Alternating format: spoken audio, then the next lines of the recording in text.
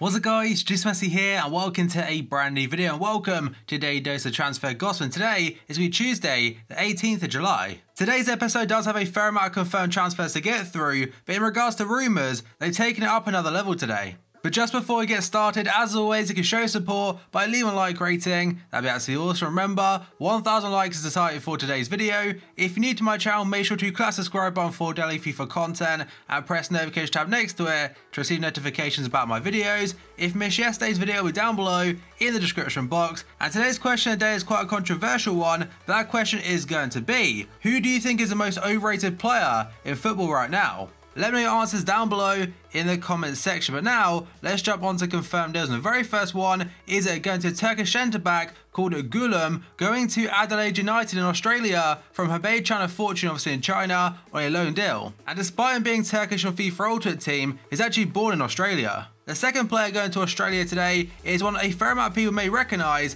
and that's Macaroni. He used to play for Middlesbrough a long time ago in the Premier League, but now has gone to Brisbane Roar from Empoli on a free transfer. Then we got on to Jordi Massive going to Real Valladolid from FC Barcelona on a free transfer. He's followed by next player, and that is Zek Nini. I may have said his name wrong there, but he's gone to Fiorentina from Odds BK for £1.28 million. And I believe this is the youngster that played against Borussia Dortmund last season, and Mats Hummels, he was so surprised how good he was, especially for his age. Then we got on to Johan Gouffran, leaving Newcastle on a free transfer to go to Turkey to Göztepe. They're not currently on FIFA 17 because I think they got promoted possibly, that's why he's got a Newcastle badge in this video. Then we got Cuco Martina going to Everton from Southampton on a free transfer, and one thing he done for Southampton is a couple years there, scored an absolute worldie against Arsenal. Then we go on to Jetro Willems. It's not fully been announced just yet, but there are official confirmations that yesterday he had his medical at Frankfurt. It's from PSV, and in regards to a fee, no idea how much it will be, but today we'll find out more about that one.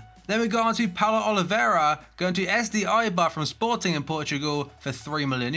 He's followed by quite a hefty one in the Championship, and that is going to be Britt Assembalonga going to Middlesbrough. He's joining from Nottingham Forest for a fee around £14 to £15 million. It's a club record fee after outdoing how much Alfonso Alves cost them back in 2008. And now we've got a player on FIFA 17 Ultimate Team, and that is Hegazi. He's an Egyptian player going to West Brom from El Ahly in the Egyptian League on a loan deal for £850,000, but there is an option to buy included in the deal. They haven't revealed how much that will cost. And the final piece of confirmed news today is regarding this man right here, and that's Michu, formerly of Swansea City. You go back to 2012 or 2013, I think it was, we had an outstanding season for Swansea, and after that, it didn't really go to plan. But yesterday, he officially retired from football at the age of 31 due to injuries. But like I mentioned before, he's very enjoyable to watch at Swansea City in particular. Now we got to potential deals, and the very first one could be a confirmed deal today. In fact, it actually involves a second player as well, which we'll get into in just a moment. And that is going to be the Dutch left back called Haps going to Feyenoord. So apparently today, he'll be having his medical at the club as well as a second player, and that is at St. Just. I'm pretty sure I said that one wrong, but either way, he's a silver player this year, 72 rated, looks very good in fact, 80 pace, 72 defending, 71 physical, very usable. I think he's from Heerenveen, and the other player, Haps, is from AZ Alkmaar. And now another one that could be a confirmed transfer today, and that is in France for OGC Nice. So according to multiple sources today, the 33-year-old right back Jallet will officially join Nice tomorrow, or today now, after a medical on a free transfer from Lyon.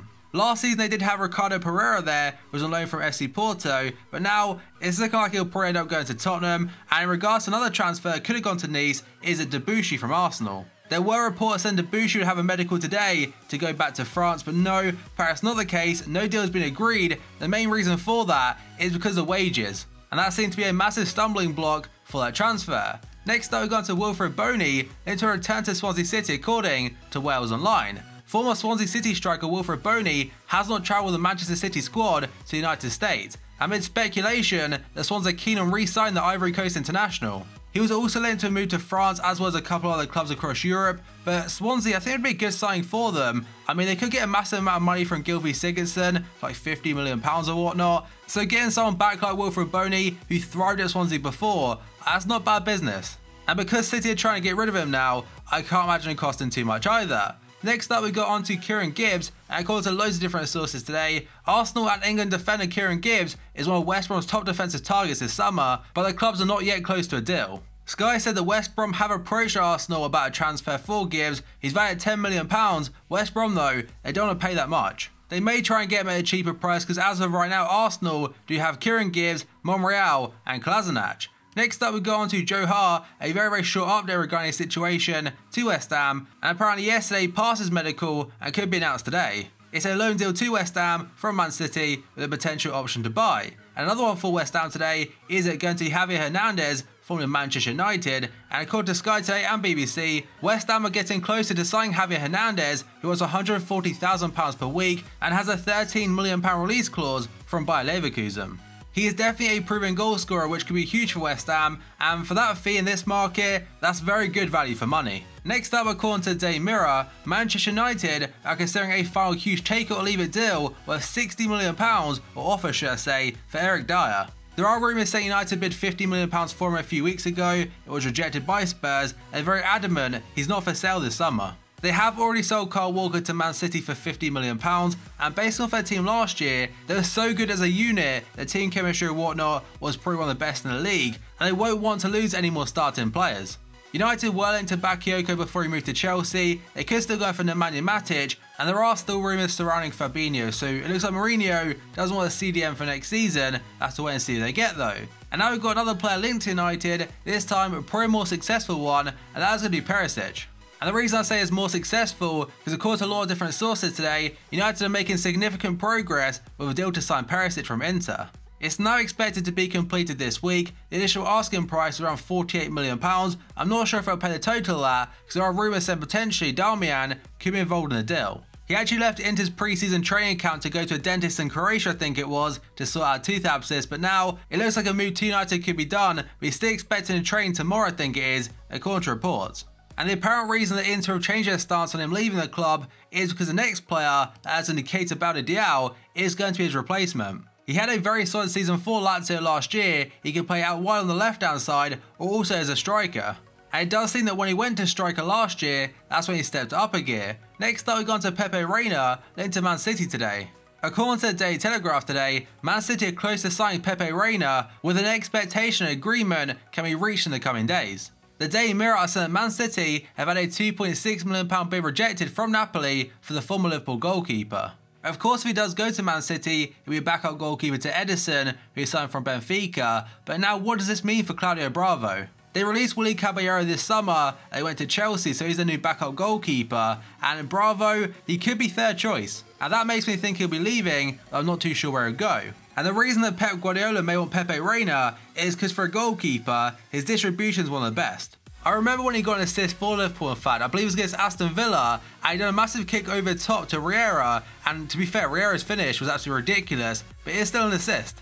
And now according to Tutto Mercato in Italy, they're reporting that Arsenal have had an inquiry for Koulibaly rebuffed by Napoli. They are saying that Koulibaly is unsellable right now. If he was to come to the Premier League though, how overpowered would that be? And that team of the season card right there is an absolute joke, like 6'5", 85 pace, 87 dribbling, 98 defending, 97 physical, monster. And last season he was linked to move to Chelsea, I believe instead of him, they got David Luiz back. Next up, we've gone to Francesco Totti, the legend himself. He has now officially confirmed his retirement as a player by accepting a directorship role with Roma. And the reason I'm mentioning this is because before, he was linked to a move to Japan. And now according to BBC Sport, Arsenal are growing less optimistic of signing Thomas Lemar from Monaco. Other Monaco sales have reduced their chances of getting him. According to reports, Arsenal have put 2 different bids in for him, but both have been rejected. Monaco are taking the stance for a lot of clubs so far this summer now by saying an in particular player is not for sale. And the reason I still don't believe clubs that say that is because in 2014, when we sold Suarez, we said the exact same thing. The same applies to Southampton last year, they said the exact same thing about Sadio Mane. I think all players have got a price. It's just whether Arsenal want to match that or move on to another target. Next up, we go on to Morata. He was into Chelsea and Manchester United, but according to Gazzetta dello Sport today in Italy, AC Milan are close to agreeing a €70 million fee with Real Madrid for striker Morata. Now, if that is true about the fee, that does show the inflation for Premier League clubs because United were apparently quoted €80+ million.